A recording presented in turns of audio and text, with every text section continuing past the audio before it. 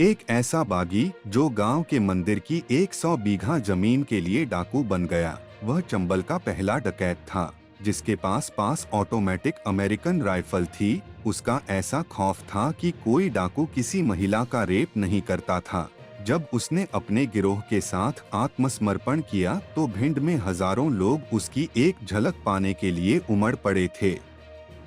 उस डाकू का नाम है मलखान सिंह।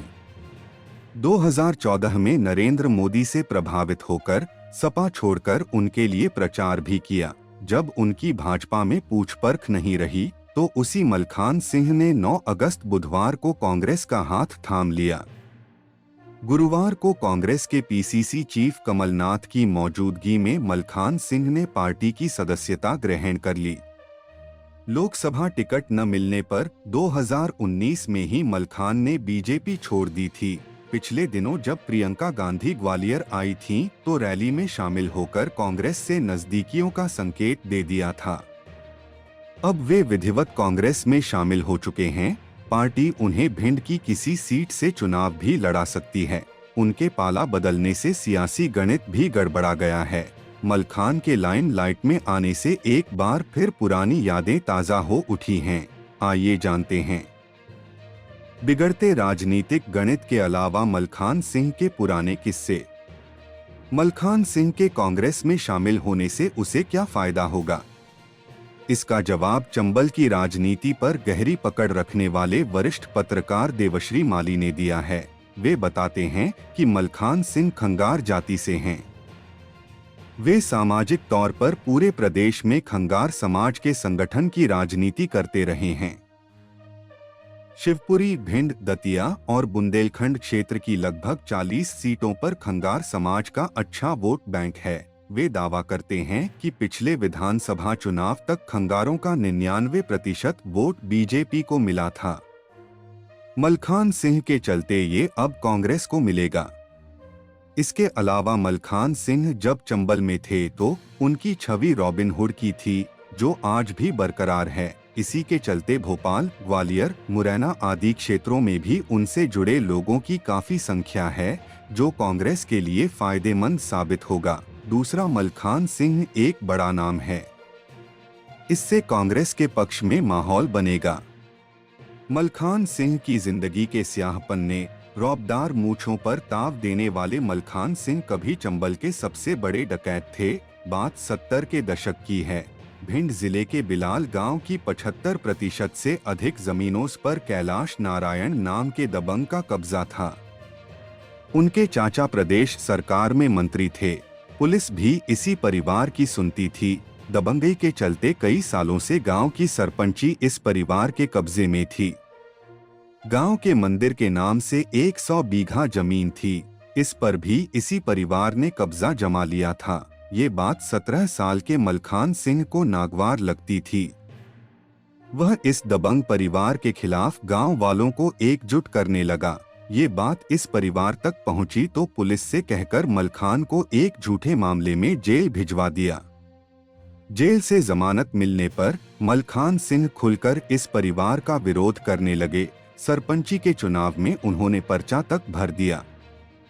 चुनाव प्रचार के दौरान उन्होंने नदी किनारे मंदिर की 100 बीघा की जमीन का मुद्दा भी उठाना शुरू कर दिया। इससे कैलाश नारायण नाराज हो गया और मलखान के खिलाफ पुलिस में शिकायत कर दी कि चंबल में सक्रिय डाकू गिरदारिया से ये संपर्क रखता है।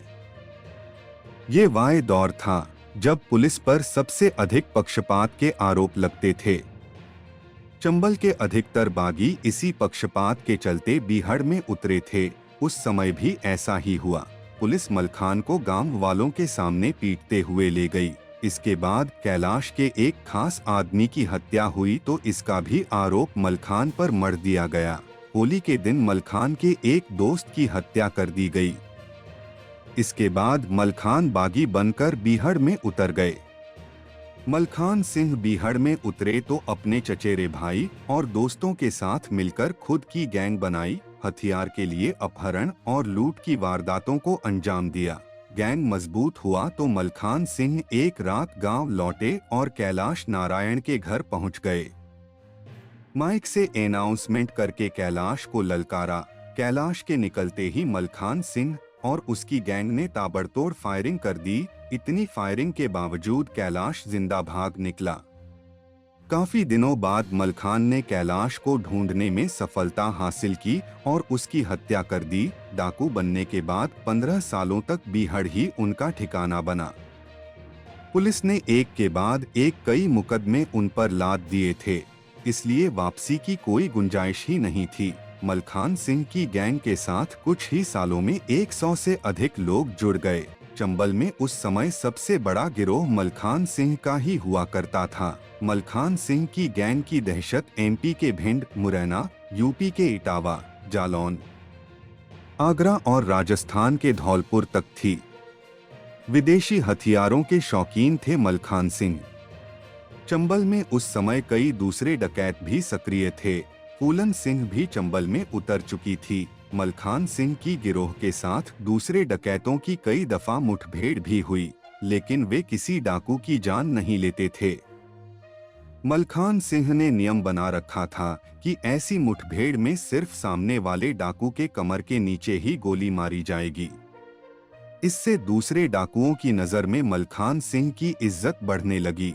सभी उन्हें प्यार से दद्दा बुलाने लगे, जो आज भी उनका निकनेम है। उस समय जब पुलिस के पास स्टेनगन और AK-47 जैसे हथियार नहीं थे, तब मलखान सिंह के पास ये विदेशी हथियार आ चुके थे। उनके पास स्टेनगन से लेकर self loading American rifle, Italian दूरबीन, AK-47 कार्बाइन जैसे हथियार थे। मलखान एक हाथ में अमेरिकन राइफल और दूसरे हाथ में लाउडस्पीकर लेकर चलते थे।